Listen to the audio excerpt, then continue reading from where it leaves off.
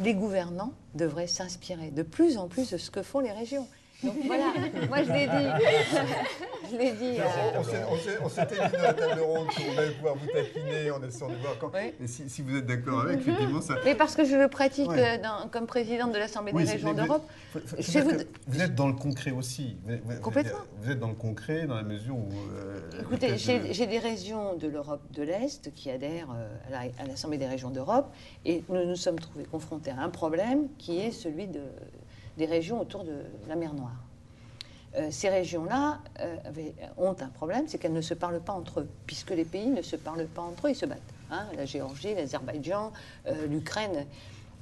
Et donc en les rencontrant un par un, je décide en 2010, pendant les élections régionales françaises, de convoquer un sommet de la mer Noire à Paris pour leur permettre de discuter entre elles. Elles sont toutes venues, c'est 33 régions. Elles étaient autour de cette table, il y avait la Turquie, toutes ces régions étaient là. Vous savez qui étaient les plus inquiets? C'était les ambassadeurs de ces pays qui étaient conviés par politesse, par protocole, parce que c'est normal.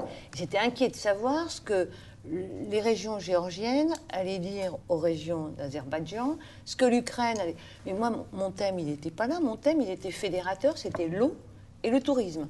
Pourquoi? Parce que la mer Noire est en train de complètement s'intoxiquer, elle n'a plus d'oxygène, donc avec tout ce qui se passe comme rejet dans la mer Noire. Donc nous avons décidé, avec ces régions, de faire en sorte de trouver, puisque nous avons des experts maintenant, comme GE, comme d'autres, de trouver des solutions au travers des questions de l'eau, et aussi de redonner à la mer Noire peut-être un tourisme qui lui permettrait de revivre. Voilà, le travail de l'ARE, il est là.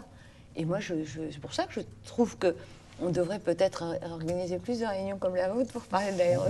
Très bien. On va essayer de les provoquer. Myriam. C'est très intéressant parce que ça évoque des problématiques auxquelles on est confrontés nous aussi.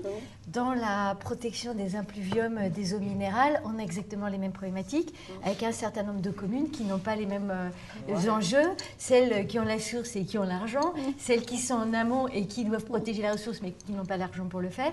Et donc ça nous a amené dans le passé à faire exactement le même genre de mécanique en créant l'association de protection des impluviums des eaux minérales où on a mis les municipalités, le sous-préfet, la région, évidemment Evian, même des représentants de l'agriculture pour travailler ensemble à définir des objectifs communs pour protéger et la ressource et l'exploitation qu'on en fait.